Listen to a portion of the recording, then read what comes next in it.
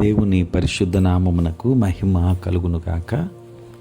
క్రీస్తునందు ప్రియ దేవుని బిడ్డలారా, ప్రభువైన యేసు క్రీస్తు పరిశుద్ధ నామంలో మీ అందరికీ ఈ ఉదయకాల శుభములు తెలియజేయచ్చు ఉన్నాను.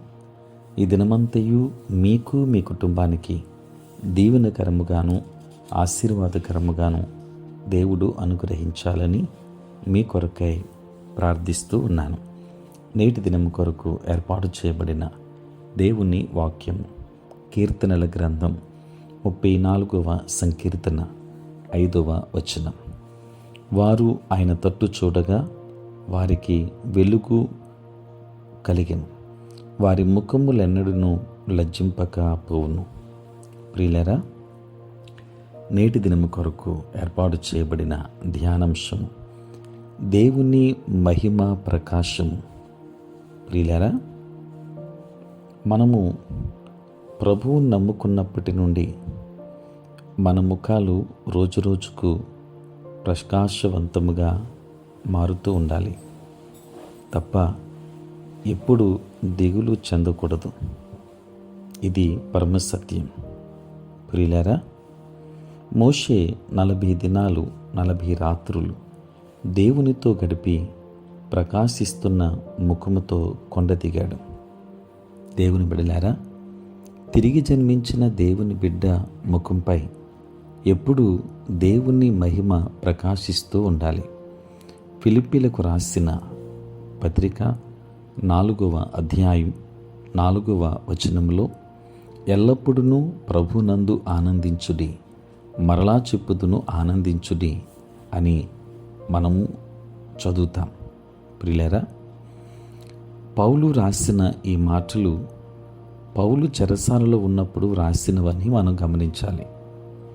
అతనిపై జాలి లేకుండా అతన్ని కొరడాలతో కొట్టినప్పుడు దేహమంతా దెబ్బలతో నిండి గొప్ప బాధను అనుభవించిన వాడై క్రీస్తు ప్రభుని కొరకు శ్రమపడుట ఆధిక్యతగా భావించాడు. ప్రియులారా, చెరసాలలో ఉండి ఆ విధముగా వ్రాయగలిగినప్పుడు మనము అలా ఎందుకు చేయలేం? మనలో ఎవరము అటువంటి స్థితిలో లేము కదా. ప్రియులారా, కష్టాలలో శ్రమలలో మనము కూడా అలా ఆనందించగలమా? ఆ క్రీస్తు ప్రభుని ఆ దెబ్బలు, ఆ గురుతులు మనము కూడా పొందుటకు మనం సిద్ధముగా ఉన్నామా? దేవుని బిడ్డలారా, గ్రహాం స్టైన్స్ కుటుంబాన్ని మనం గమనించినప్పుడు ఇదే దినాన గ్రహాం స్టైన్ తన 2 కుమారులను సజీవ దహనం చేసిన సంఘటన మనకు జ్ఞాపకం వస్తుంది. దేవుని పరిచర్య కొరకై ఏర్పాటు చేయబడిన కుటుంబము దేవుని రక్తంలో కడగబడి దేవుని బిడ్డలుగా నాయనా అనేక మందిని క్రీస్తు రక్షణలోనికి నడిపించాలని ధ్యేయం కలిగిన వారు, తమను తాము క్రీస్తుకు సమర్పించుకున్నవారు, క్రీస్తు రక్తములో కడగబడినటువంటి వారు. అట్టి సమయంలో వారు దేవుని యందు విశ్వాసంలో కొనసాగుతుండగా దేవుని బిడలుగా దుర్మార్గుల యొక్క కుట్రలకు బలై సజీవ దహనమైనటువంటి సంఘటన మనకు జ్ఞాపకానికి వస్తుంది. వారు క్రీస్తు కొరకు హతసాక్షులుగా చేయబడినటువంటి కుటుంబము. భర్తను బిడ్డలను కోల్పోయి వేదనలో ఉన్నటువంటి గ్రహాం స్టైన్స్ సతీమణి ఆ కష్టములో, ఆ బాధలో సహితము తన ముఖము ప్రకాశవంతమైన రీతిగా వెలుగొందుతూనే ఉంది. కారణం, క్రీస్తు కొరకు శ్రమ వేదన అనుభవించడానికి తనను తాను సిద్ధపరుచుకుంది కనుక.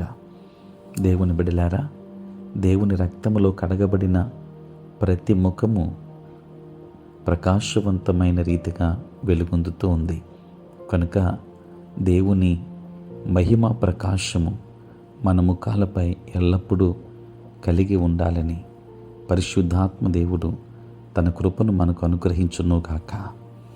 ఆమేన్. ప్రార్థన.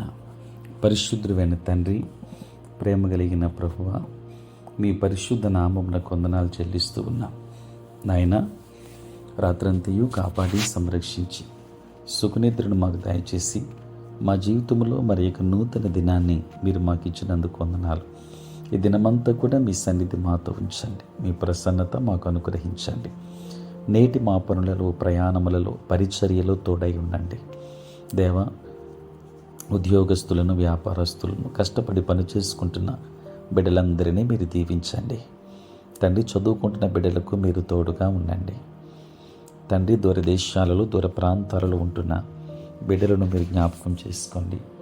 వారికి కావలసినటువంటి ఆశీర్వాదములు మెండుగా మీరు దయచేయండి. నీ కాపుదలను అనుగ్రహించండి. ప్రతి ఒక్కరి ప్రార్థన మీ సన్నిధానానికే చేర్చుకునండి. పుట్టినరోజు, పెళ్లి రోజు జరుపుకొనుచున్న బిడ్డలను జ్ఞాపకం చేసుకోండి. నూతన ఆశీర్వాదములు వారికి అనుగ్రహించండి.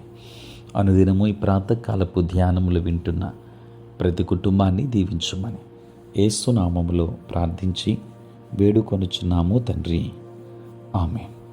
తండ్రి, కుమార, పరిశుద్ధాత్మ త్రియేక దేవుని దీవెన సదా మీకు తోడై ఉండును గాక. ఆమేన్.